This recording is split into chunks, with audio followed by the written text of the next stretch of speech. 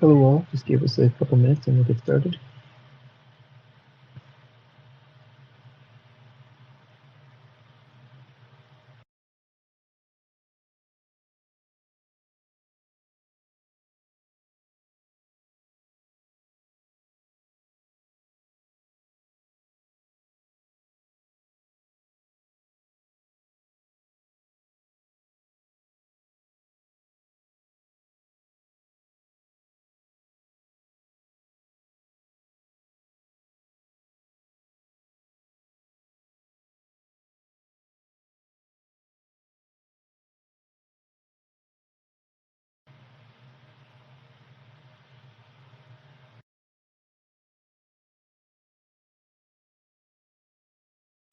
Okay, I will.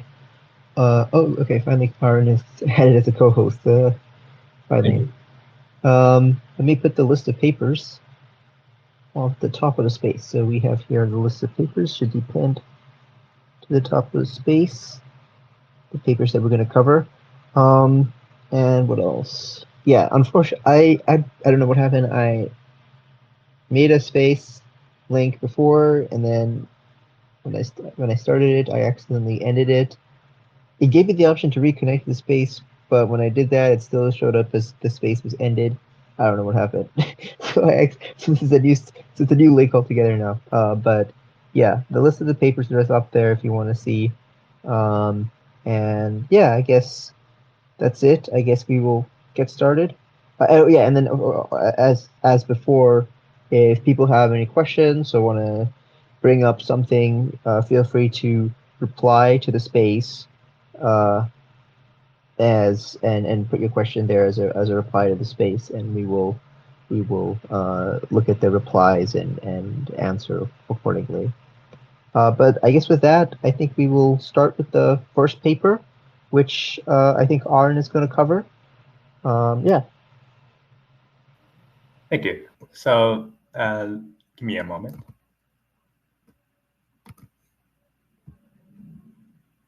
Okay, so the first paper is how do large language models acquire factual knowledge during pre-training? Actually, this paper is very closely related to what I discussed in the last in the end of last session. I talked about like a sample inefficiency of large language models. Actually, not just about language models, but also pretty much all the neural net models. So basically, language models cannot acquire knowledge immediately by seeing single entity in single example.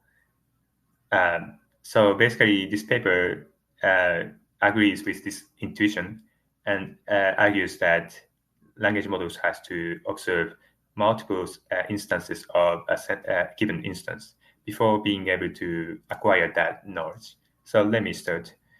So as a background, they pose several very interesting questions that I'm sure many of you guys would be interested in learning about.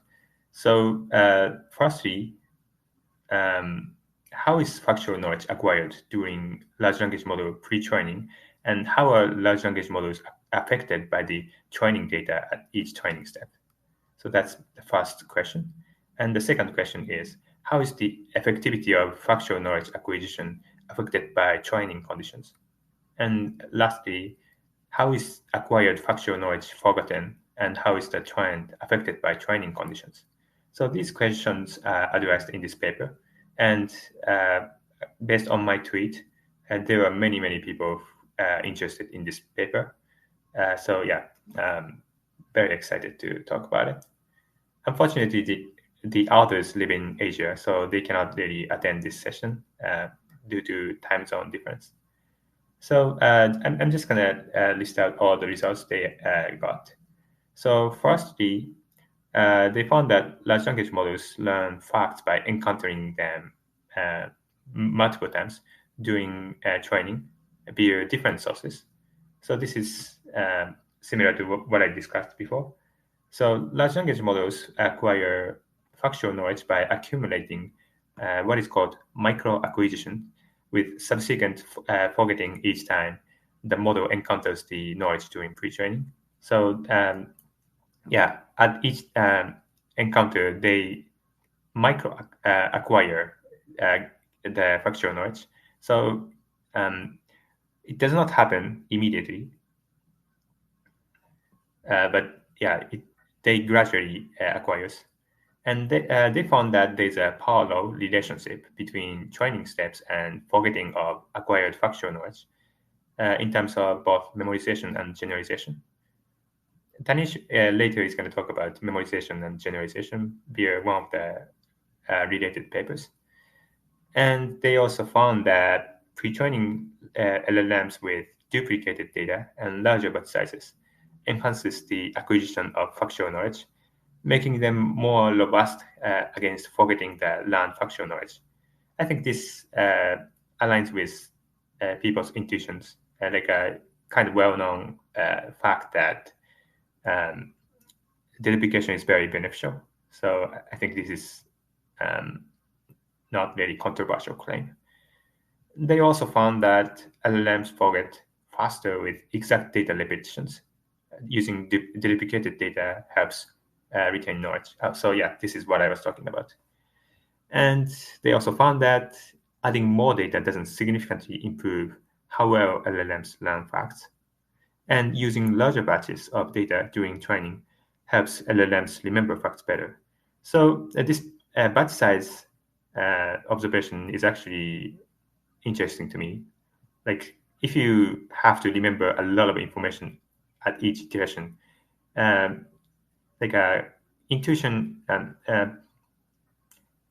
people would think that it's harder to remember all the things at once. So I thought larger batch size would lead to more forgetting, less knowledge acquisition.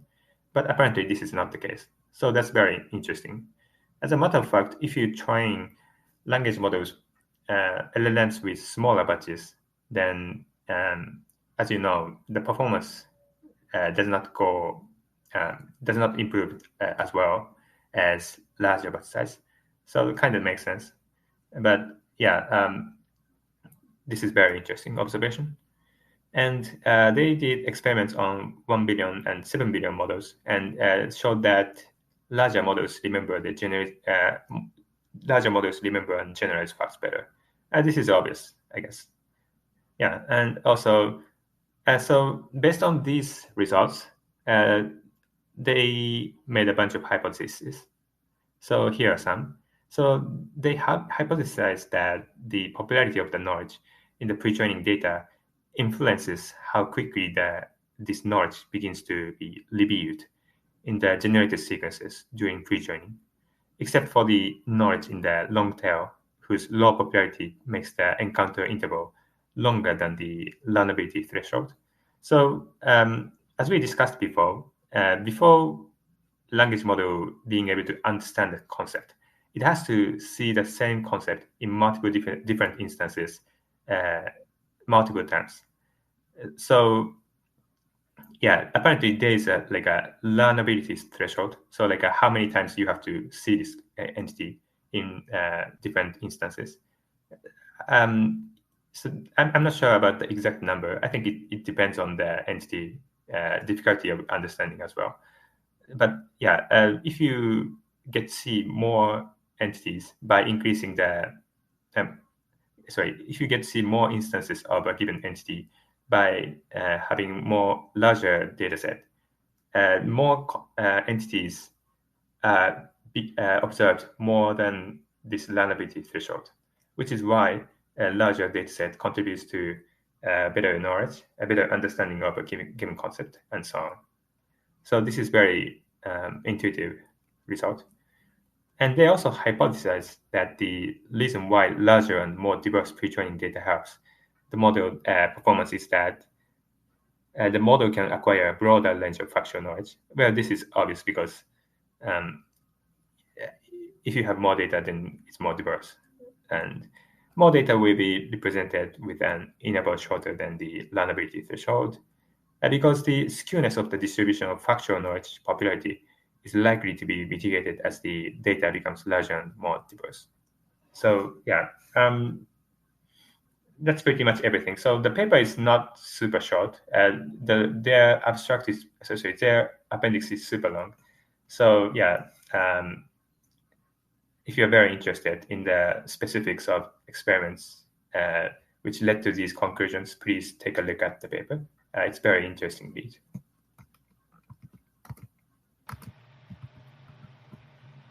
Cool. Yeah, I don't know if anyone has any questions or thoughts that they want to share. Feel free to also like reply to the, feel free to reply to Space if you do have any thoughts or anything.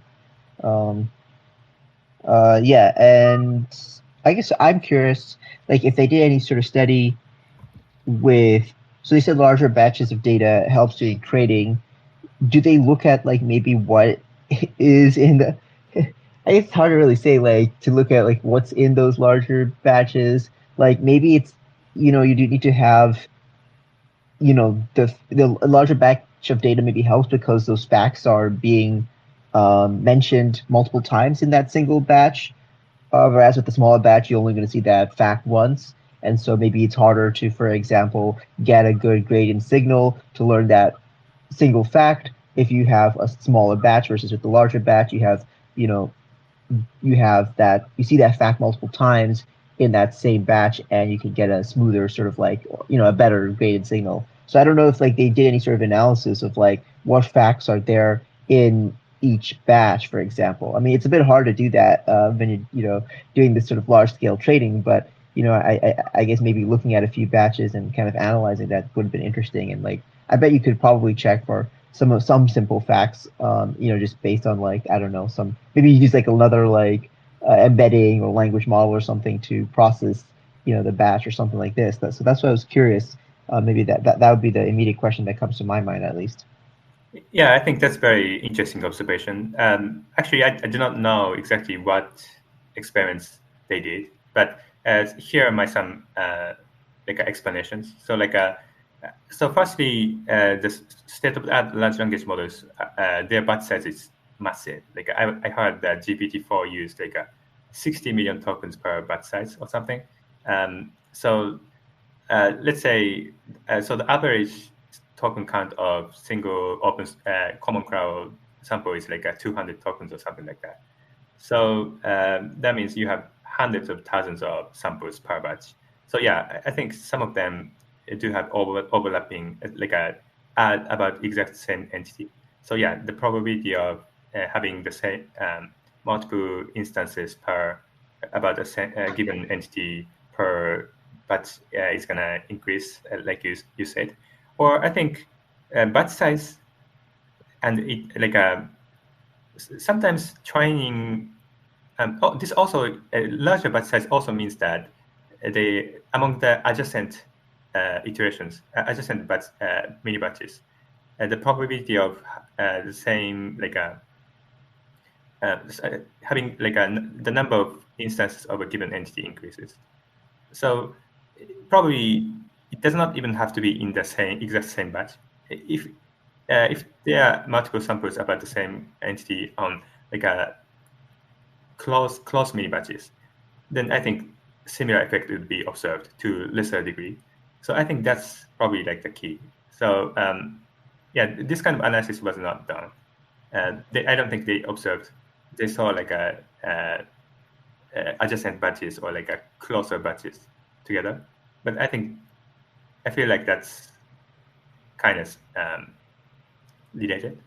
So yeah, overall, that's probably the explanation. Is my guess. Yeah, okay, that makes sense. Yeah, and then also someone else here, David Andrews, he had replied here saying, I think larger batch size reduces forgetting compared to a smaller batch size, since trading on a smaller batch size means each fact in the batch is overemphasized. Larger batch size approximate the true gradient better and probably reduces forgetting. Yeah, I mean, that's kind of, I agree with that. I mean, that's kind of what I was saying, where it's like you get a better gradient signal, but then also I think it's just like when you see when you'll see the same fact, I guess, multiple times in a diverse way, I think that probably also helps a lot. And so Yeah, that also, yeah. absolutely. Oh, yeah. By the way, I just remembered. So there was this paper that argues that gradient descent can be considered as a form of attention, linear attention. So in that regard, same if you have like smaller batch, then you have less shorter attention span in this way. So yeah. Okay, that's another interesting point. Yeah. Okay. Even though if your batch size is too big, like 1 billion tokens per batch, then obviously the performance doesn't go quite as good. So you have to have a good balance. Yeah. Cool. Are there any other questions or thoughts about this paper? If not, we'll move on to the next paper, which is autoregressive image generation without vector quantization. So let me pull that up and pin it to the space as usual. But this is another quite interesting paper.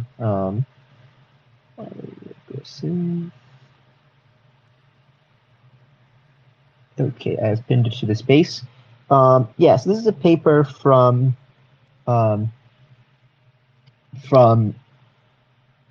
Kai-Ming He, which is he's I guess now at Google DeepMind, and he's the guy who invented like ResNet, and he's done a lot of really impressive work in the computer vision space, and so this is really interesting to see a paper that he is, I guess, the main advisor on this paper. He's essentially Noam Chazzer for computer vision. Yes. So he's pretty huge in this field. So yeah, anyway, this is an interesting paper looking at autoregressive image generation. And so typically, with image generation, there have been two main approaches. Of course, I think people are somewhat aware of the diffusion approach that everyone's been using. That's the most popular approach right now. Where you just kind of directly generate an image, using a diffusion model. And you could also do it using with a latent space in between, where you generate the latents, and then the latents are decoded into an image. So that's one approach with diffusion models. Then another approach, which also works somewhat well, or pretty well, I guess, but isn't as popular as diffusion. Is using autoregressive models. So basically, it's almost like a language model. I mean, you do use a transformer most of the time, also, where you just have a transformer that is outputting image tokens, and so there's like some sort of tokenized representation of the image, and you can learn to generate those tokens in an autoregressive manner, and you can generate an image that way. And like there were some papers in the past that showed some really good results. So for example, Google had a paper called Party, where they, I think, had I don't remember exactly how big the model was. I think it may have been 30 billion parameters, but don't quote me on that. But it was like a pretty huge model, and they got really stunning quality at the time with their approach, and it was again like an autoregressive transformer. Typically when you're doing this, I would also mention so there are a couple other works that are using autoregressive models. So for example, it's most likely that GPT-4o is using an autoregressive, is doing the same thing. I mean, GPT-4o is it's probably one big transformer that's doing a whole bunch of things. I mean, it's multimodal, but part of it is it's probably taking in image tokens and outputting image tokens. There's an example of one of the image generation from GPT-4o. But yeah, it's most likely also some sort of autoregressive transformer approach there too. So yeah, I mean, it's still an approach that is people are using, but when you're using this sort of autoregressive transformer approach, you need to have some sort of way of representing the images as tokens, and I guess taking inspiration from language model literature. I mean, typically you try to do this with some sort of discrete tokens. So there's usually some sort of finite context, a finite vocabulary size, and you have discrete tokens that you work with. And the way they usually do this is with something like a VQ GAN, a vector quantized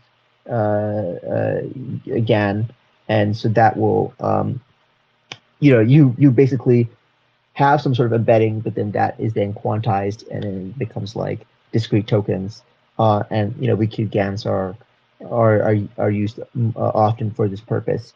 And so that you could like predict, for example, the VQ GAN tokens. So that's like the typical approach. But then this paper is trying to basically come up with a new approach of doing image generation autoregressively without the vector quantization, without really like quantizing the image tokens. So they try to say like, can we come up with some way of like having tokens that you can generate, you can decode an image from without needing to use the sort of vector quantization approach. So the approach they take is very interesting. Basically, they predict a vector for each token. So basically, you have an autoregressive transformer, right? And then so it's predicting the next token. So the next thing it's predicting is just a vector Z, and this, so typically, like for example, like technically, like if you look at regular autoregressive transformers, like for example, the language model, they are also predicting a vector. It's just that that vector is sort of the sort of probabilities of each of the discrete tokens, right? So like, you have a vector where it's like, oh yeah, it's 0.5 for the token representing the word A, or it's 0.4 for the token representing the word the, or whatever it is, right? And so you have like a list of like probabilities for each token, and that's the vector that's outputted by your transformer for that specific next token. So here they're saying, just not think about that. Let's just make it more general and say we're just predicting some sort of vector Z. And then this vector Z that we're predicting from our transformer for the next token is passed into another neural network. It's a denoising network. And so this denoising network can be like a small MLP, for example. So it's a very simple network. But this denoising network is going to be trained with a diffusion loss. So we're actually doing a diffusion in this model as well, but it's for this particular token. So it's at a token level. And so you have, you predict, you predict something with for this particular token with this diffusion loss. You're basically training a sort of a small diffusion model as part of it. But like this loss isn't just for the MLP, it's actually joint. It's a joint loss, so it's like joint also for the entire transformer. So like because the loss will get back propagated through the transformer as well. So this diffusion loss allows you to train with for train both the MLP and the transformer. But then this kind of gets rid of the discrete value tokenizers, and then also more importantly, it's kind of a new approach altogether where you have this idea of like interdependence between the tokens with autoregression, but then you have also per token. You also like model like a per token distribution with diffusion. So it's got this sort of interdependence, but also you're modeling per token as well. And so they explain their method in more detail, but then they also talk about this idea of like a more general form of autoregression.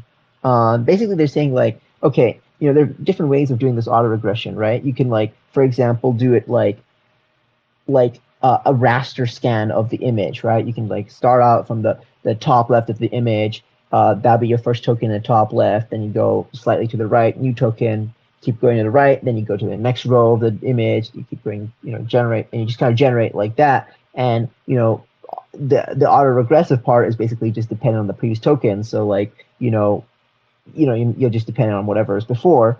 So that's one approach. So that's the raster scan approach of doing the autoregression. You can also do it completely random, where you just take random parts of the image and generate in kind of a random order. So that's another approach. And then another approach that they look at is what they call masked autoregression, where you have your context will be random parts of the image at random locations, and then you're also generating multiple tokens at that same time.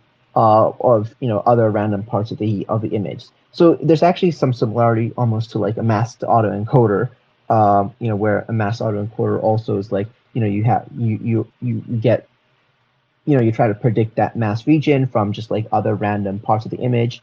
So there's some connection there that they talk about the connections there in more detail. But these are the different types of autoregression that they analyze, and they actually do experiments with their method to show, for example, okay, their method, they do this on ImageNet 256 by 256, by the way.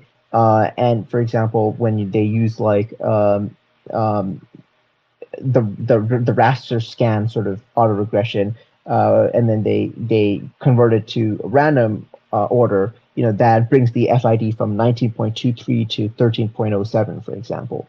And so like they can significantly improve the performance if you play around with the type of autoregression that you do. So it's like important to kind of think about that, like, because the typical approach would be to do this raster scan, kind of just the previous sort of like token and the sort of image. But if you think about more how to process the image and how to do the autoregression, then you can get better results.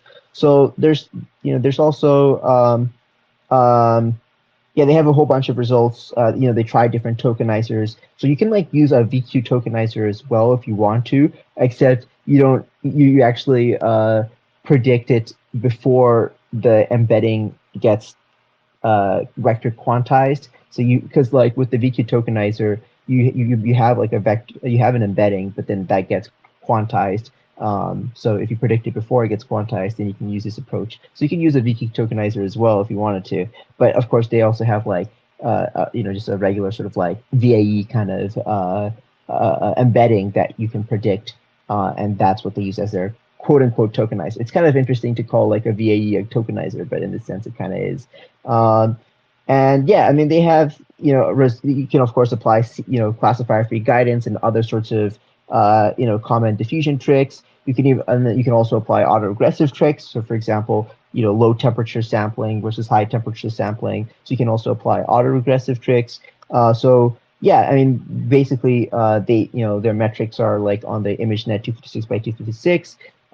They report an FID of 2.35 without classifier-free guidance, largely outperforming other sort of token-based methods. And then with classifier-free guidance, they get 1.55 FID. And that's like comparing quite well with some of even the diffusion model techniques. So yeah, like this is a pretty interesting approach where, yeah, like I think it's also interesting to compare this to other approaches as well, where this is trying to combine autoregressive modeling with diffusion in a sense. And there have been a couple of other papers that do this. Like for example, VQ diffusion also tries to combine, like for example, VQ GAN with diffusion. Or there was also another paper called DIVAE where they also try to, for example, do autoregression, but then decode the image with diffusion. But the difference there is like they're decoding the whole image all together at once with diffusion. Where here, you're looking at each token and decoding each token with diffusion. So for example, there's a little bit of difference there. So there've been a few papers along this line, but I think this is a this is a new kind of idea where it's like you're trying to decode at a token level with diffusion, and combining that with autoregression. So yeah, overall I think it's quite an interesting paper. Yeah, if anyone has any thoughts, again, feel free to reply to the space, or yeah, let's see. So so the performance improvement looks very impressive. Like I've seen some ablations results, like diffusion loss versus regular loss. Or so yeah, that was very big. And I thought by now we already, there are some papers did some ablations on something like that. Kind of surprised this was not the thing until today. And so yeah, very impressive. And this kind of thing has to be studied very thoroughly, and they did. So that's awesome. Yeah, like I said, there have been some papers that do some similar sort of things, but I think this specific idea of I guess doing a per token diffusion based decoder. Maybe that hasn't. I don't remember seeing anything like that being explored before. But yeah, like previous ideas of trying to combine autoregression and diffusion and having diffusion decoders. There've been a lot of different papers about that in general. Yeah. Cool. If there are no questions, let me see. Yeah, I think yeah, if there are no questions about this paper, then we will move on to the next paper, which is the Transcendence paper. So I'm also covering this paper. Let me pin that to the space. This is also a very interesting paper, and I think a lot of people were quite interested. Transcendence, which I cannot seem to spell correctly. Transcendence. Okay, and let me pin this to the space. Yes, so this is a paper from Harvard that is trying to analyze if we can train generative models that outperform the human labels, that outperform the experts that train them. I mean, it's kind of there in the title. But yeah, so basically they have a sort of test environment. Their test sort of their test bed is basically chess games and training a transformer to play chess. And the way they do that is basically they have next token prediction on like chess game notation. So typically you'll see with chess games you can write them out. You can write out the moves for each each move in the game. They have notation for it. Very very shorthand notation that they have. So they have a data set of that, and they train a language model on that. It's actually quite a small language model. It's a 50 million parameter language model that they train. And yeah, basically the whole idea is like, okay, if these games are played by people with certain expertise, so they have like a ELO rating associated with the player. So the idea is if you train, also what they've observed is that if you train a transformer on games from players with a certain ELO rating or below, you can get a model that can actually outperform that player and have a higher ELO rating. But there are a few things that you have to have that needs to happen in order for that to work. So they actually have some theory behind this as well, where they are looking at how does this transcendence work. The idea is basically, you have a lot of these sort of, you have this data set and a lot of these experts that are labeling it.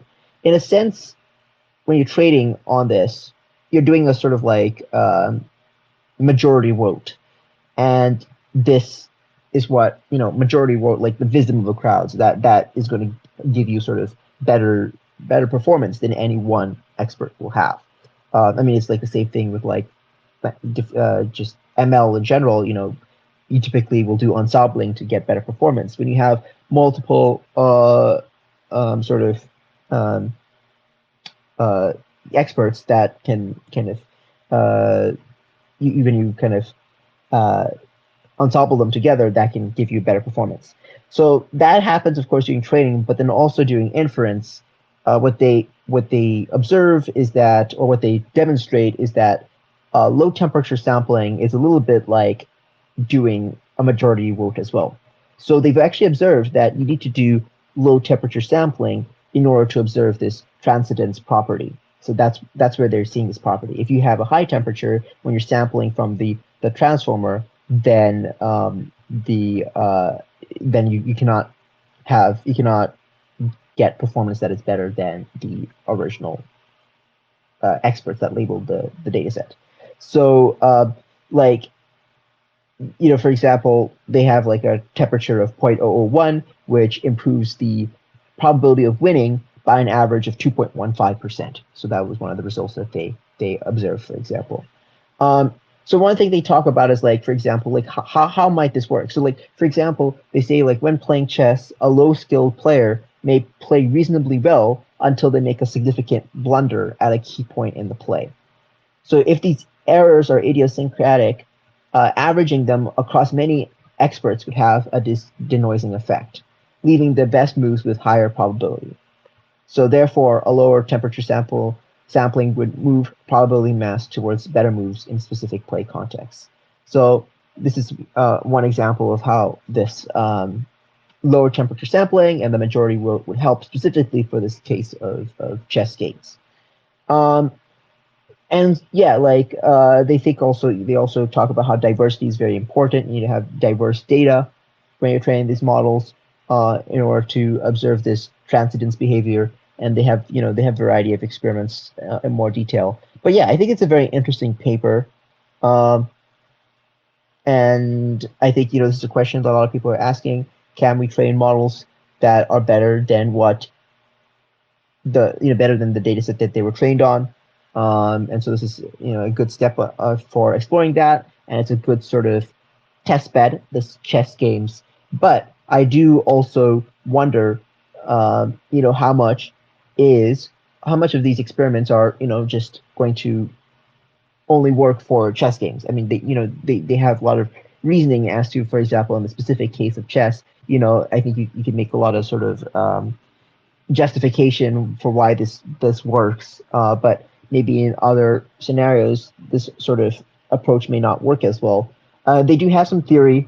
I'm not much of an ML theory person, to be honest. I don't know how sort of well-founded that theory is. But yeah, I'm curious to see how this would work for other sorts of even just like other sorts of games, some other sort of similar sort of test beds apart from just chess. But I think this is an interesting step in the right direction, and I think this is certainly something that's very important that needs to be studied very carefully if we want to make I guess AIs that are smarter than us, I guess. But yeah, Aaron, did you have any other comments or questions or thoughts? Oh yeah, actually, I had exact same question, which was to like what happens to other tasks? Like obviously chess.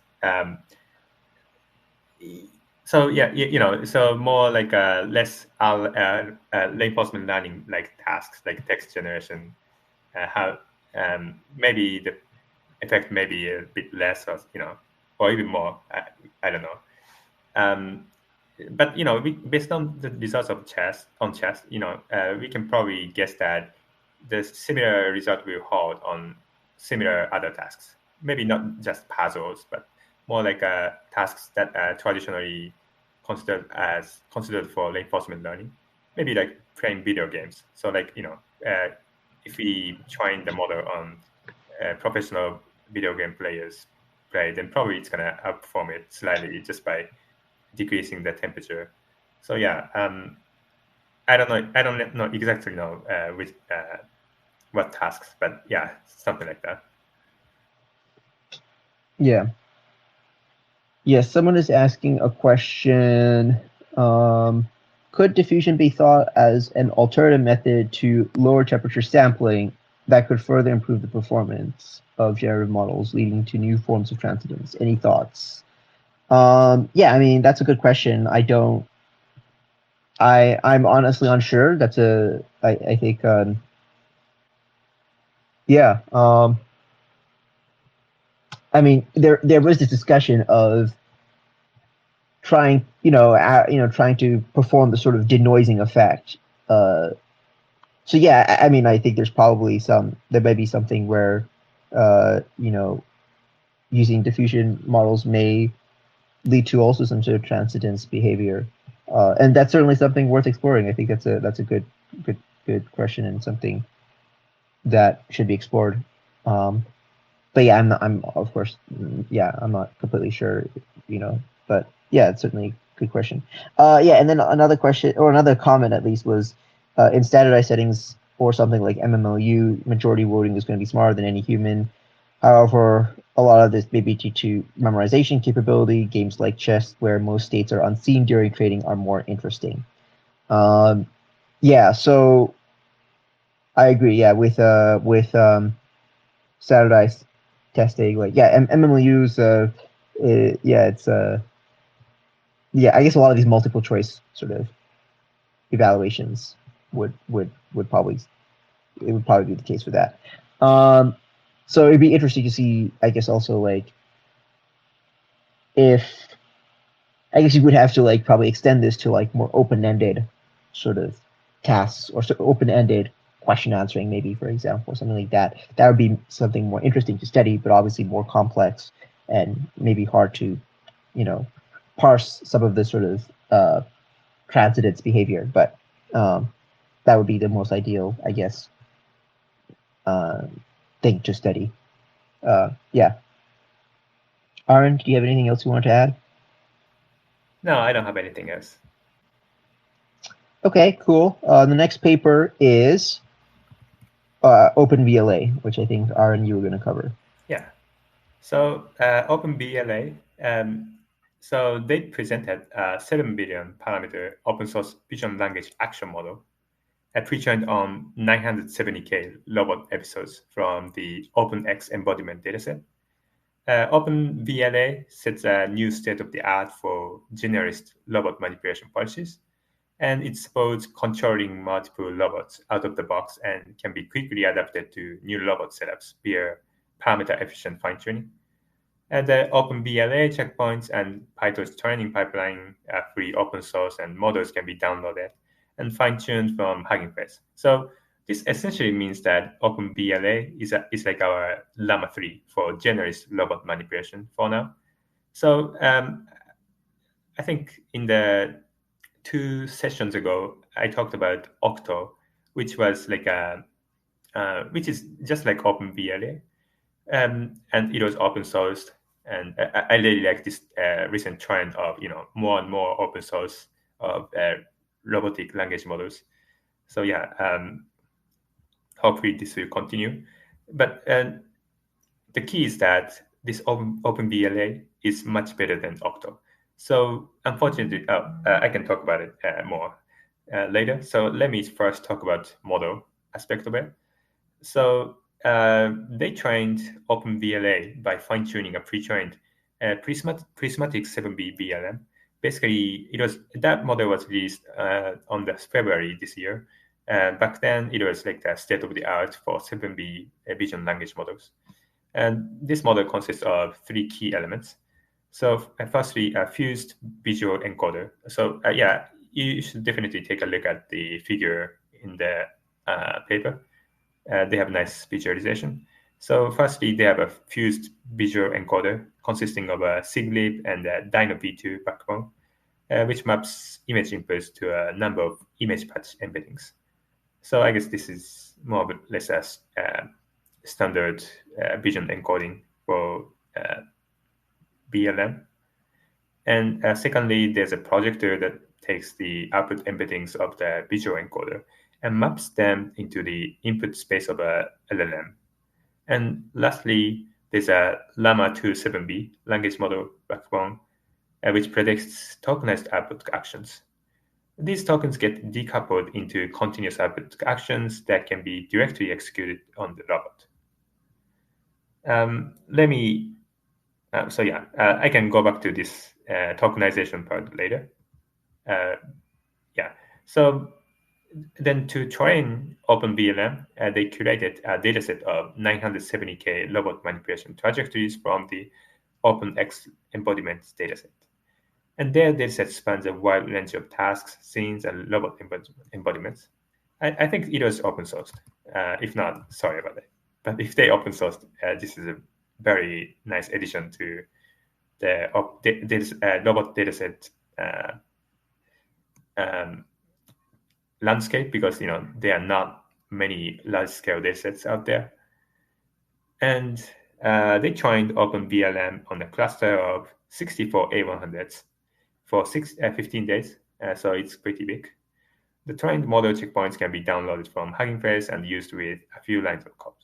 So yeah, this is I really like this trend of more and more open source of robot models. I'm sure Hugging Face is very happy now. Tom Wolfe was tweeting about building robots using open source models and stuff. This is a really exciting direction for many people. So a few results. They evaluated OpenVLM's ability on various settings, including controlling multiple robot platforms out of the box, and data-efficient adaptation to new robot setups, and so on. OpenVLA sets a new state-of-the-art, outperforming RT2X, a 55 billion parameter closed vision language model by Google. That was not even released that long ago. So this, and with this model only 7B, very impressive. And of course, as well as Octo, which was claimed to outperform RT2X a few months ago, maybe a month ago. And actually, Octo, even though outperformed RT2X in their paper, the result here showing Octo RT2X and this OpenVLA, and the result was very underperforming for Octo. So their performance was not really great. Probably because their robustness was not great. So their OOD generalization was not great. But here, I think Octo was much smaller than OpenVLA, maybe a 500 million parameter or something, which may have something to do with generalization. But thankfully, OpenVLA shows very robust OOD performance. So looks like this model truly outperforms RT2X. And so data is very important. We just need data. More and more open source data is gonna make these, compact models better. And as you know, important thing about robot language model is that at each frame you have to each second you have to feed several frames into the language model. So it gets quickly very expensive as you have to take up many time steps per second of large language model. So making the language model size, if you make it to 70 billion, then it gets really expensive. So you have to make the model a bit smaller, and you also have to save the number of time steps per second. And Okay, so one question I got from this paper: they generated tokenized actions, and each dimension of the robot actions were separated into one of 256 pins.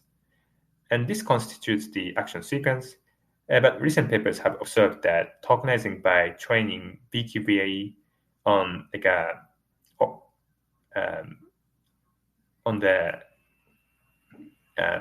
parameters of the robot, like a joint and stuff, actually works much better than this method, and optionally followed by BPE on those tokens. So I'm curious why Google hasn't been doing this in their recent works, even until now. Maybe they think that their way is better, but I think this BQVAE method is much more cost, much cheaper, and I think it performs even better. I don't know if anyone knows. I'm very curious to know. Yeah, do you guys have any questions, comments? Yeah, I mean, I think just generally, this is very interesting. So, basically, these sorts of models, you ask it something to do, I guess they have some examples here. What are the examples? Wipe the table or something. And then it's literally just giving the actual actions in terms of, how to move the robot arm or whatever, right? It's going directly from the task to the actual actions, which is quite interesting. And I guess a lot of these, that's what all these source of vision language action models are doing, but I think it's quite cool. And then, the fact that it's outperforming all these sorts of state-of-the-art models, and it's less you have less parameters for it, and it's fine-tuned off of Llama, right? So I guess it kind of surprises me that using something like Llama would have the sort of like you're predicting actions, right? So this is kind of, I don't know, it just feels like you wouldn't really expect a language model to be able to directly sort of do that. I guess that surprises me a little bit that it only requires a little bit of fine tuning for that to work, I guess. Yeah, actually, there are some papers showing like a little bit of fine tuning on Llama to like a GPT works just fine. Actually, in this particular case, they used prismatic 7B VLM, so they did have some continuous pre-training for vision language part. But yeah, even okay, that's interesting. But even then, like, there's this sort of whole aspect of like, it's kind of like this sort of like embodied aspect of like you need to be able to understand how moving the arm affects the sort of the environment and what exactly how the arm moves and things like this. And so I guess it doesn't need that much data to be able to do that. I mean, they have this 970,000 robot episodes, which I guess is a decent amount, but I don't know. I felt like for something like this, I would think you would need even more. But I'm like completely new to this field, so maybe that, I guess it's I don't know, it just kind of surprises me a bit, like, as an outsider to this field. Yeah, definitely agreed. So I'd say if each episode can be considered like a few thousand text tokens worth or something, then 1 million times a few thousand is going to give you a few billion tokens, which is very small for language model scale. So yeah, just by doing it, they impressively performs very embodied. So yeah, very interesting, exciting. So and this is just, I think, imitation learning only, right? I didn't really see reinforcement learning type thing. So or maybe yeah, or maybe some offline other. Sorry, I was not very careful about it. But yeah, that's it. That's all you need. So that's very good and very impressive. So, but I think so. One big caveat about this work is that this robot has only 7 degrees of freedom, which is very small. I think for like a more realistic humanoid robot, you would need hundreds of degrees of freedom. So I guess. But the thing is, probably. Oh, okay. So this may be why, because they only have 7 degrees of freedom, 7 dimension. They didn't really have to use BQVAE tokenization of the parameters state space. So, but if you use BQVAE, you can. I've seen in some existing papers that they could scale up to like hundreds of parameters, maybe. So yeah, for scaling up, you may need something like that, as well as maybe a bit more larger data set. I'm sure the scaling of with respect to data set size can continue further without saturation. Obviously, it's going to be very expensive, but yeah, hopefully there are going to be more and more greater open source robotic data set, and then we can easily train existing vision language models on it to get very powerful open source robotics language models. Yeah, that's pretty cool. So yeah, I guess that the fact that it's just this 7 degrees of freedom for this robotic arm probably does explain a little bit of why it's not too hard to train such a model. So it'd be interesting to see, for a more complicated like humanoid robots or like the robot dogs or these sorts of things, applying this sort of same approach. So that would be interesting. But yeah, I mean, it's quite an interesting paper. And it's great that the model's open source. I mean, I checked myself. I just checked right now. it looks like they have the 7B models up on Hugging Face. So I guess it's good that people can download it and play around with it. And it'd be interesting to see if someone can download it, play around with it, actually hook it up to one of these robot arms and do something interesting with it. I wonder Yeah. how much this this robot costs. Like, is it? Oh yeah, yeah. I mean, I think you could probably. I mean, it's just like a robot arm. I don't know. It might. Yeah, it should hopefully be pretty cheap, I would say. But yeah, I don't know. I'm also curious how much it costs. But yeah, cool. I guess we can go on to the next paper, which is DeepSeek-Coder-V2. I think Aaron, you were also going to cover this one. Oh yeah. Give me a moment. Okay, so let me start. Yeah, so I'm sure you guys have seen this tweet about DeepSeek-Coder this week. Very impressive announcement model. So yeah, here's a very quick summary. So it's a 236 billion mixture of expert model with 21 billion active parameters trained on 6 trillion tokens, covering 338 programming languages with 128,000 context lengths. I didn't know that there were 300 programming languages to begin with. And they released light version, which is 16 billion MOE parameters with 2 billion active parameters, as well as both base model and instruction model. And they support code completion, infilling, and chat. They are up from GPT-4 Turbo, April's 9th version, and Cloud 3 Opus, and Gemini 1.5 Pro on Human Evo, Math, and various other benchmarks. And they actually slightly up from GPT-4 Turbo on Live Code Bench, which is very impressive. But they noticeably underperform GPT-4 Turbo on Sui Bench, but still on par with Cloud 3 Opus, which is very strong too.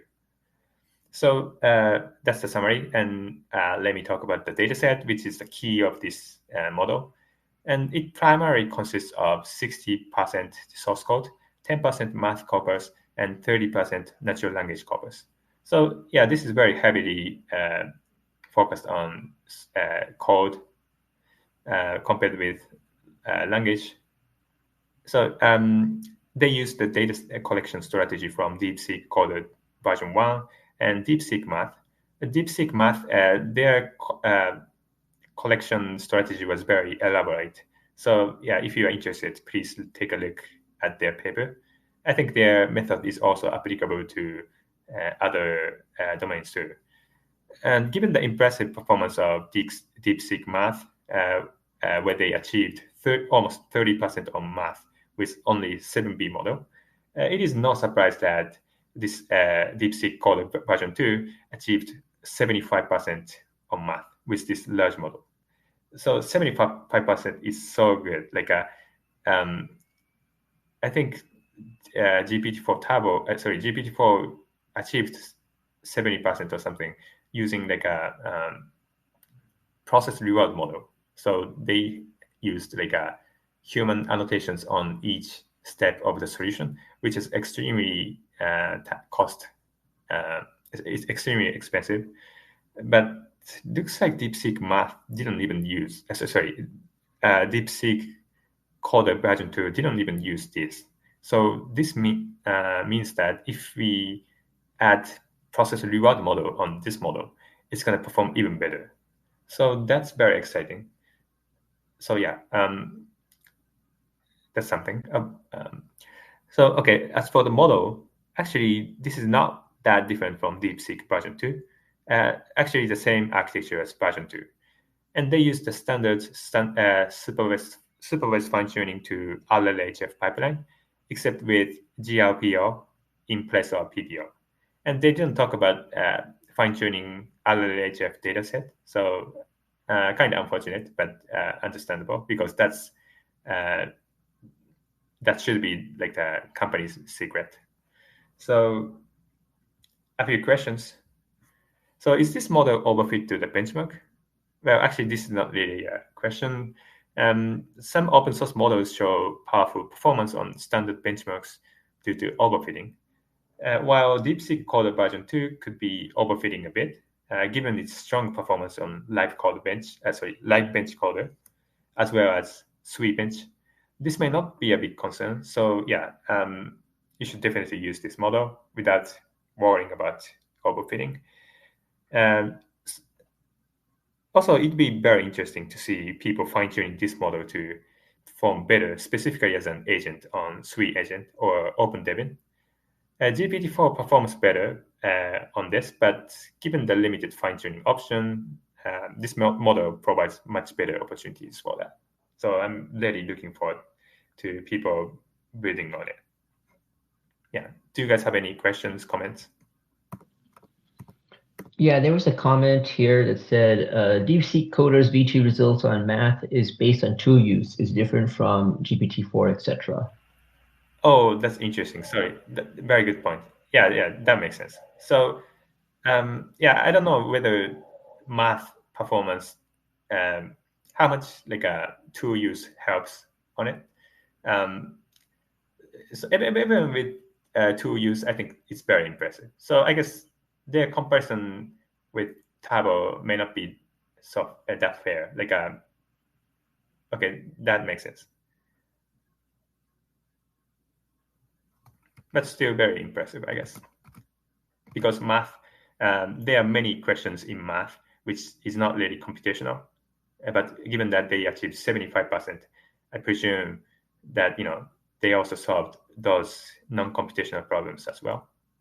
I mean, they are computational, but I'd say it's less trivially computational, I guess.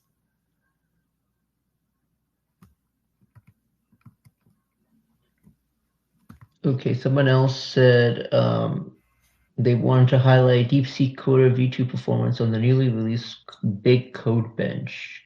So this is the Big Code Bench. I don't know. Let me see. I don't know what the performance is like. Let's see. We could pull up the leaderboard here. So I guess it's a new code bench up on Hugging Face, Big Code Bench. Yeah, I guess DeepSeek-Coder-V2 Instruct is like the second best model, right below GPT-4o. So yeah, I guess it's quite good of a model here. Yeah. Specialized model on coding. So like using a huge amount of data set coming from coding may be doing a lot of help here, as well as their data collection scheme. Yeah. Cool.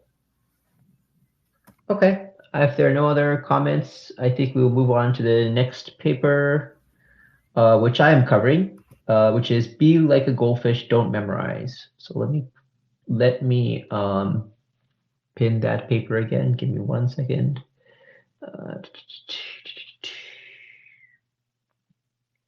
Goldfish.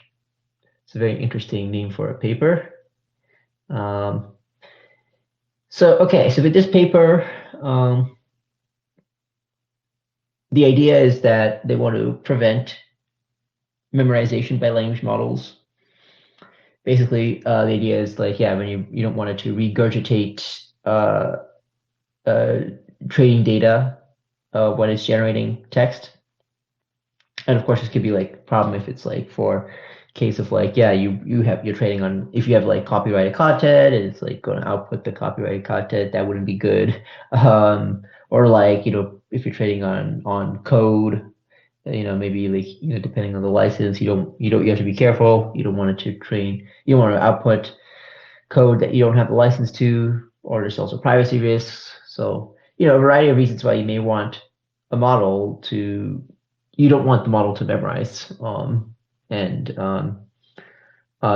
of course when you say memorize, it's like, like large verbatim copies of text, not like memorizing facts. I mean, if you want the model to like know facts, like, so, there's that, but you don't want the model to like memorize verbatim copies of like full paragraphs or stuff like this, for example.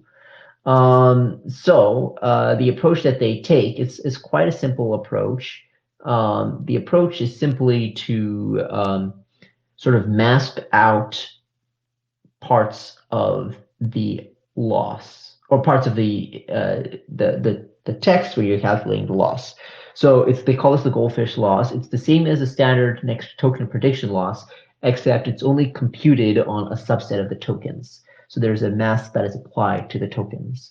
And it's not like a random mask per se. I mean, you can try that and use it, but that's not what they use. They actually do something where because you want to like mask out for like, for example, specific text, and you want it to be masked consistently throughout the training. So for example, if you did something random, the problem is like, okay, you know, for example, I mean, they have this example of Harry Potter text and not generating that, and they're made in their beginning of their paper. So like, let's say you're training on like Harry Potter text, like maybe the quotes from the book will appear in a variety of sources around the internet. If you were to randomly mask it out, you know, maybe you have randomly mask out a few words one time you see it, but then in the next time you see it, you may be masking out differently. And so like in the end, the model does still see like the entirety of the text because it's seeing it masked out in different ways, you know, throughout the data set. So that doesn't really help if you want to actually, you know, prevent it from learning. So in order to do that, they have this sort of hashed mask where they like compute a hash on the text, and they actually say like if it matches, then you have to mask it in a certain random way, like so that it's consistent for that particular piece of text, for example. And so, for example, like they will check for n-grams, but of course, if you need to check for n-grams, you need to like check it for a long enough length of text, because you don't want to like you if it's like too short, then of course like simple facts or simple pieces of text will be masked out and you won't learn very well. But if it's also too long of an n-gram that you're like checking for your mask to make your mask, then of course like if it's too long, then you know some of these copyrighted text or whatever sort of text that you don't want to memorize may kind of slip through. So you have to also choose a right length. I think they choose, if I recall correctly, it was like k equals 13. That's the length of tokens, but I don't remember 100%, but I think so. Okay, and then what else? So yeah, that's the idea is that they have this sort of masking that they do. And so it's a very simple sort of change to the regular loss that you have. And so yeah, they do a few experiments. For example, they train Llama 2 7B for 100 epochs on only 100 Wikipedia pages. So, you know, you got to completely overfit and completely memorize that with regular trading. If you're trading on 100 Wikipedia pages for 100 epochs, like it's going to see that text so many times and it's going to definitely memorize. And so when you actually do that, you know, it does memorize 84 out of the 100 articles verbatim. So it will output that text exactly the same. But with their Goldfish loss, they memorized none of those articles. So, you know, that kind of demonstrates the power of this simple change to prevent memorization.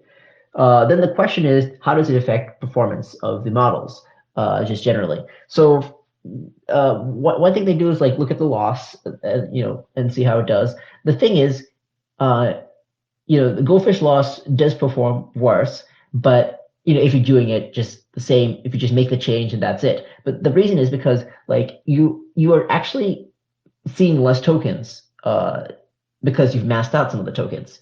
So if you're going to the same number of batches with the Goldfish loss, you're going to actually see less tokens than with regular training. So you know you do actually either have to train longer or use a higher batch size or something like this, and then it will actually perform similarly. So if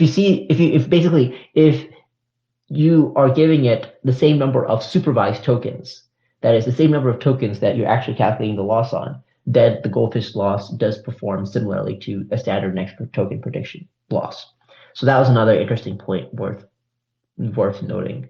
But yeah, I mean, overall, I mean, this again, experiments are maybe a little bit limited, but I think this is, I think especially this sort of example of trading on the Wikipedia articles, I think that definitely highlights or kind of emphasizes like how well this prevents memorization. And yeah, I think it's an interesting paper, and it's a pretty simple change as well. Yeah, I guess that's all I had to say about it. Aaron, did you have any other comments or thoughts or questions? Yeah, so I think I talked about like using rephrasing to data argument as a sample and training a model on a bunch of those instances to sort of avoid overfitting. Yeah. We could, use this loss to sort of do something like that without rephrasing. Maybe a bit difficult, uh, but yeah, I was hoping for something like that, I guess. Yeah, I'm not sure. That's a good question. Because this is more just so like when you have like long piece of text that you just don't want it to memorize, then it will prevent that. But I don't know if it will. Yeah, I don't know. It's something worth thinking about if it would provide an effect similar to rephrasing. Yeah, not sure. Yeah, but anyway, I think this is a very interesting paper. I regret not reading it. Like, Yeah, yeah. You see, the alpha is basically to see like if it's a Tom Goldstein paper, right? Like a lot of Tom Goldstein papers are actually quite good. I really like their lab and what they're doing. yeah, So, I tweet his paper all the time, so I recognize him. yeah, yeah. Their work is quite good. So, yeah, I mean, they also like recently published a new sort of like dense caption data set, which also seemed pretty interesting. Yeah, so they have a few papers that they've been publishing that some interesting results. But yeah, this one was especially interesting. Yeah. Okay. If there are no questions about this paper specifically, let me move on to the next paper, which is what is the next paper? Let's see on the list that we have here. Large language models must be taught to know what they don't know. Okay, so that's the paper. Let me again pin it to the space. So for people who are new here, usually the papers are pinned to the top of the space so that you can see the paper. You can pull it up yourself on archive. The archive link is there. Yeah. Hello, what happened there?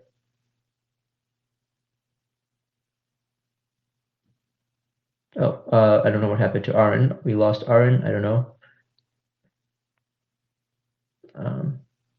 Okay, I'm adding him as back as a co-host, but I don't know what happened there. Hopefully everyone else can still hear me. I don't know if it's just some issue on his end or on my end, but I'm going to keep talking. Okay, so with this new paper, large language models must be must be taught to know what they don't know. Okay, so with this paper, basically, what they're looking at is sort of the if we can see if the model can let us know how uncertain it is about a response that it is given. So yeah, so like you may ask a model a question and it'll give some yes or no, for example, or give some response. But it's important to know how confident the model is about that response, and how accurate it will be about those sorts of things. So that kind of comes under the sort of the topic of uncertainty estimation. So that's kind of the general topic. And there's like a lot of work in the space just generally. Like for example, people have done uncertainty estimation of like computer vision classifiers and CNNs and other sorts of models. But of course, people have been interested in this for language models as well. And so yeah, like they want to analyze what they could do here to estimate its uncertainty when it's giving responses. So they first try a very simple baseline, which is like literally, can we ask the model to tell its uncertainty? So there are a few ways to do this. So for example, like when let's say you're doing so, like with a simple one where you have like multiple choice, for example, like it has to respond A, B, C, D, for example, or yes, no, or whatever it is. You can like literally just look at the per token probabilities. So your language model is outputting sort of the vector, as we talked about before with the previous paper. It's outputting a vector of the probabilities for each token and which tokens are most likely. So if you just outputting that vector for the entire vocabulary. And so like you can look at, for example, then the tokens for A, B, C, D, and look at which ones have higher token probabilities, which ones have lower token probabilities. You can normalize it. You can say, okay, this is the token probability, and does this associate with the uncertainty of the model? And by uncertainty, it's like, for example, how accurate is the model for this question, or like when you keep asking it the question. So yeah, so like from this sort of approach, they show that uh, this works for the multiple choice. That is it works for these multiple choice questions. But then, especially if you improve the models and the models get better. But then the question is, for example, with more open-ended settings, can we do something similar? So like, if you are going to say like, give some long response to a question, how is it going to, you cannot use token probabilities there per se. So what is the approach to be able to get the uncertainty from that? So they have a few ways of doing this. So for example, they just, ask it, are you certain about this or you're not? And then you can get like, for example, you can get yes, no for that. Or you can also do like, again, classifier. You can look at the token probabilities of yes, no. There's all these other approaches, like just based on basically like prompting the model, but all those don't perform that well and do not correlate well with the actual uncertainty. So basically, their approach is then to just train a separate LoRa in order to be able to classify basically classify the correctness of a response, and then based on this correctness that you classify, then you have like the probability of like yes, no, it's correct versus not correct, and then you can take those per token probabilities of the yes and the no, and that corresponds to the uncertainty. And they basically are looking through a bunch of responses of the models, and labeling them as this is correct versus this is not correct, and then training a model on top of that. They only need as few as 1,000 graded examples to do this. And then of course they train with LoRa. Of course, increasing it to 5,000 examples, for example, improves the performance of this approach. But yeah, it only needs about 1,000 examples. Then this LoRa is able to provide uncertainty estimates quite well. It also seems to generalize well to new formatting, to new subject matter, even generations from other models, which I think is quite surprising. And then, overall, like the other thing is like they do perform a user study at the very end where they, for example, give these confidence scores or these uncertainty estimates from their LoRa, and the users, take that into consideration and use that relative magnitude of the confidence scores to modulate their decision based on, to use whatever the LLM's output is. So like this is very important for like, for example, if you are like, in the case of, for example, maybe like medical scenarios, you want to definitely know like how confident the model is for the specific question, and maybe if the model is less confident, you don't rely on the decision from the model as much, versus if it's more confident, then maybe you can try to weigh that model output a little bit more. So having this confidence coming from in this case, from this LoRa will help with that. So and they did a user study to show like, yeah, the users are paying attention to those sort of confidence scores. So overall, I think it's an interesting paper. I think uncertainty estimates are very crucial for sort of more sensitive domains like medicine or it's very important, these sorts of domains. I think this is a very, very interesting paper. Any other thoughts?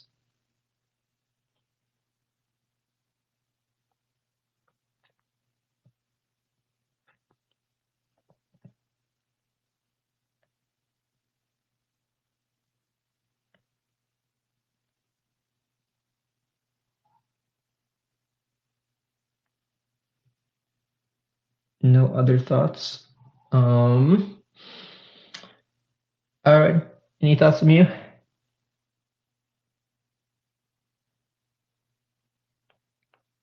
No?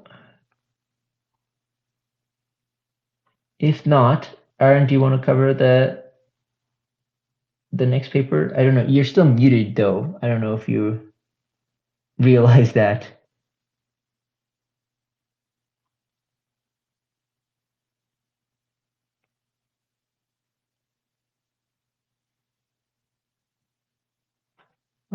Hello? Let me see. Let me message him.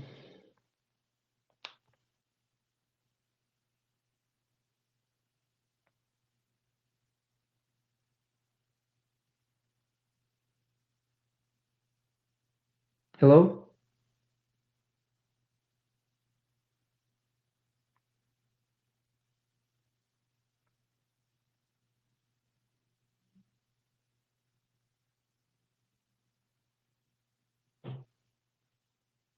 Hello? Does anyone else hear me? Can someone else like reply to the space if they could hear me?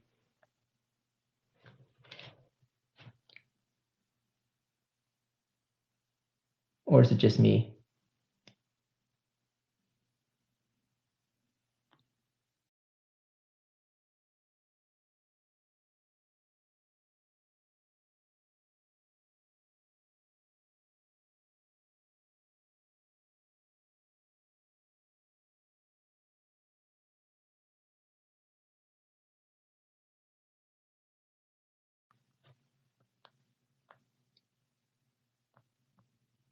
So you can hear me. Okay, I don't know why Aaron cannot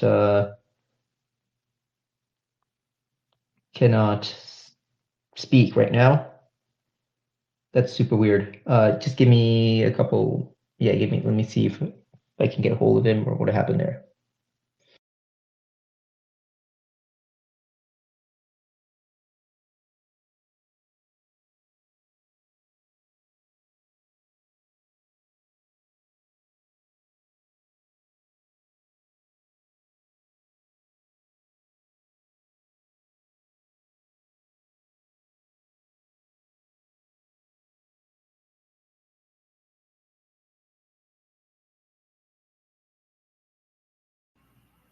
Tanish, can you hear me?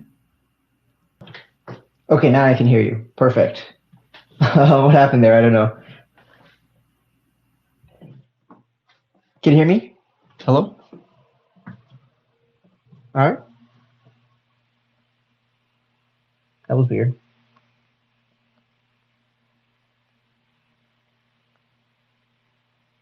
All right. He was there and then we just lost him. That's weird. Okay. And you know what? Yeah, let's. Okay, he said he's going to join via the phone. Okay, let's. In the meantime, I guess we'll just cover the next, I'll cover the thing that I was going to cover. And he'll cover the last paper. So he's going to cover the DataComp-LM paper next. And then I was going to cover the Meta AI release news after that. But since I think he's still trying to reconnect, I'll cover the Meta AI news first. Oh, wait, is he back? Let me see. Can you hear me? Okay, you're back. Okay, perfect. Okay, then I guess you could just cover the next paper then. Yeah, I was going to cover the Meta AI stuff because you weren't there. But if you're back, I think you can cover the next paper then. Okay, yeah, sounds good. Sorry about that. No worries. Okay. Yeah. Okay. So because of that, so I'm not really prepared for DataComp-LM, talking about it completely. So let me just quickly cover it. So in summary, okay. So they present DCLM, DataComp-LM, testbed for controlled dataset experiments with the goal of improving language models. So they provide a standardized corpus of 240 trillion tokens extracted from Common Crowd. Oh, is my voice okay? I'm talking from my phone. Okay, sounds good. So 240 trillion tokens. This is larger, much larger than anything we have. And this is a significant fraction of the whole Common Crowd. if not the whole.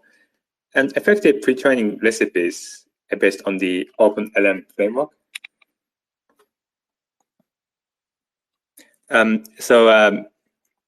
They also provide an effective pre-training recipes on the OpenLM framework and a broad suite of 53 downstream evaluations. Participants in the so it's like a something that people can participate in their competition and using this benchmark data bank, and so participants can experiment with this data creation strategies like identification, filtering, and data mixing at model scales ranging from 400 billion to 7 billion parameters. As a baseline for DCLM, they conduct extensive experiments and find that model-based filtering is key to assembling a high-quality training dataset. And the resulting dataset, DCLM baseline, enables training a 7B parameter LM from scratch to 64% 5-shot accuracy on MMLU with 2.6 trillion training tokens. So this model outperforms some recent baselines like MapNeo, the previous state-of-the-art in open data language models. This DCLM model gets like a 6% improvement on MMLU while being trained on 40% less compute. So they also claimed that they got like 6 times less compute than Llama 3 8B while achieving the comparable performance. I think it's a bit misleading claim. So I think I would rather trust this like a 40, I'd say more realistic, probably more fair comparison would be like 2 times gains or something like that. So yeah, that's still impressive. And so how did they achieve this? This is kind of boring because like I discussed in the previous dataset paper, the key is like just improving a bunch of, so there are many components in data collection, filtering and stuff. So you just have to improve each component one by one. So each improvement only contributes to like a very small overall improvement, but by improving all those components together, and you get a huge boost overall. So yeah, they are like I will probably not go into each detail. So I just want to let you know, if you are interested, please take a look. They have nice, very careful evaluations on each component. So yeah, that's about it. So yeah, it looks like this dataset is even better than refined web and some of the recent similar datasets. And obviously, they have 240 trillion tokens in for the whole dataset. So you just have to filter from it. So it's really useful. So yeah, that's about it, I guess. Do you guys have any questions, comments? Yeah, that's cool. Yeah, I think they've been doing a lot of similar work for vision language models and like vision language data sets. So it's cool that they are doing also some of this work for just regular large language models, and they created this huge data set for this. So yeah, very interesting. Yeah, I also have to take a deeper dive. Yeah, I'm sure you will not have to use the whole 240 trillion tokens, but yeah. yeah. But yeah, that's cool. Okay. Yeah. If anyone else has anything to add, they can reply to the space. Otherwise, yeah, I wanted to add one other thing. Going back to the DeepSeek-Coder-V2, someone replied with a screenshot from the paper suggesting that it actually is not using tool use. So I think there was just some confusion there, I guess, about whether or not it uses tool use, but I guess it actually doesn't. It says without the aid of tools or voting techniques. So, and the DeepSeek-Coder-V2 achieved an accuracy of 75.7% on the math benchmark. So actually, that was, yes, there was a confusion there about that. So just thought I would clear that up because there was a reply in the space about that. So just wanted to clear that up. Also, I hope you guys don't mind. I want to do a quick sort of like shameless, not really self promotion, but I guess kind of. But there was, I just wanted to quickly point out we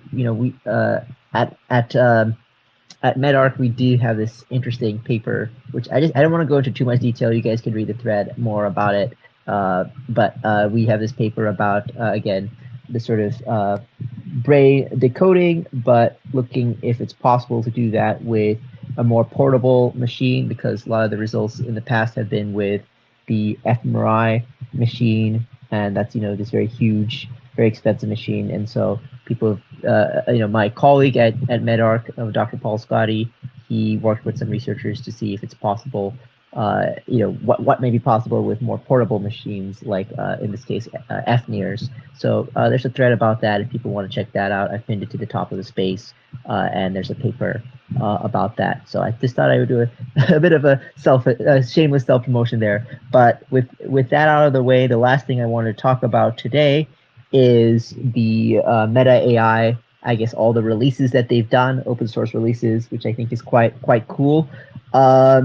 With the Meta AI releases, so yeah, let me just pin that again to the top of the space.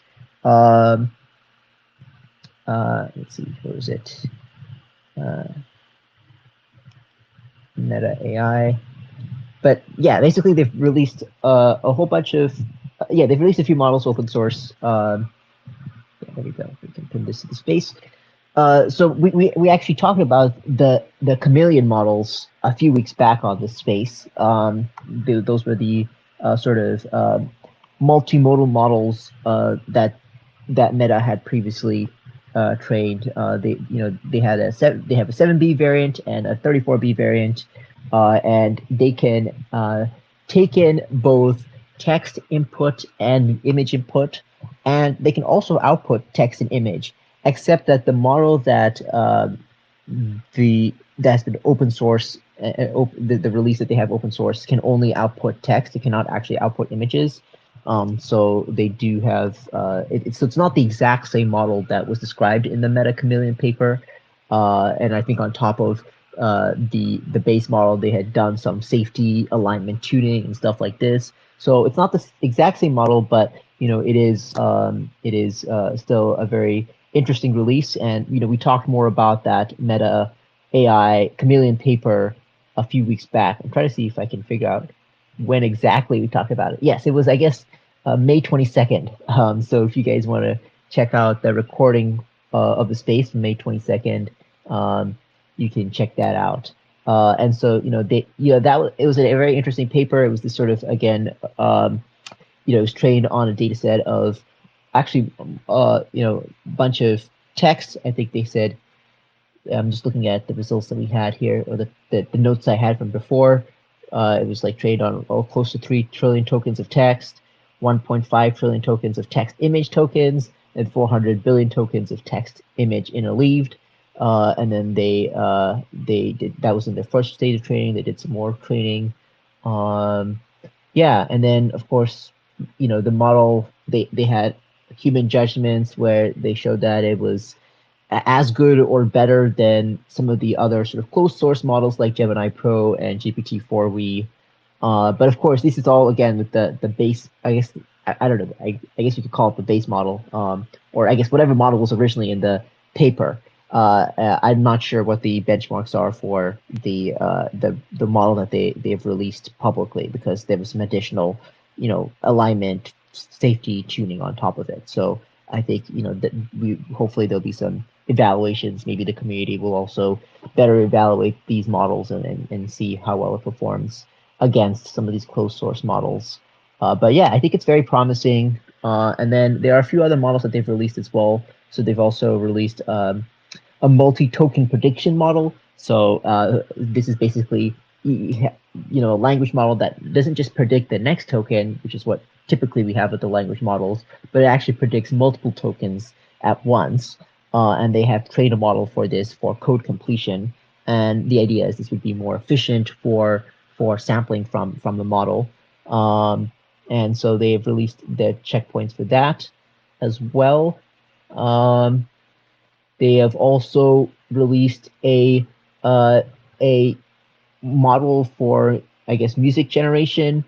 It's a model that is capable of accepting various conditioning inputs like specific chords or beat. So it has more fine-grained control over the output, the music outputs. Actually, sorry, this just a correction. Actually, sorry, this isn't this model hasn't been released yet. It's the paper has been released, but the code and the models are going to be released soon. That's what they say. So the model isn't released soon. Isn't out yet. It'll be released soon. And then they also had some other things like, for example, audio watermarking, and they have some other stuff about like geographical and cultural preferences of diversity, and they have like data for that, and they have a few other releases and stuff like this. But I think the two big ones are, of course, the Chameleon models and this sort of multi-token prediction language models, which is also quite cool. And hopefully this music model will be released soon. I think a big complaint, I think, is that a lot of these models are not very controllable, and I think actual musicians and actual users of the models want more fine-grained control. So it seems like they have a model to be able to do that. So that would also be very interesting once if that gets released soon. But yeah, that's all there. Does Aaron, did you want to add anything, or did anyone else have any comments that they wanted to bring up? Nothing. About meta release, right? Yeah. Oh yeah. I don't really have anything to add. I talked with Alman, one of the authors of Chameleon paper, and yeah, he really convinced me that this is going to be the way forward, at least for like text, image, interleaved domains. So yeah, and right now as you know, encoder decoder models are better than decoder only model for like a perceptual task, like OCR and so on. But there was this paper released this week, which I forgot to mention. They actually mitigated the problem of decoder only models on processing images. So like they closed the gap between encoder decoder model versus decoder only model for image processing tasks. So yeah, if you are interested in that direction, please take a look at one of the papers I've tweeted about it. So yeah. What was the paper called? Do you remember? I think it's called something like encoder free something. Yeah, let me take a look. But yeah, and apparently, yeah, those.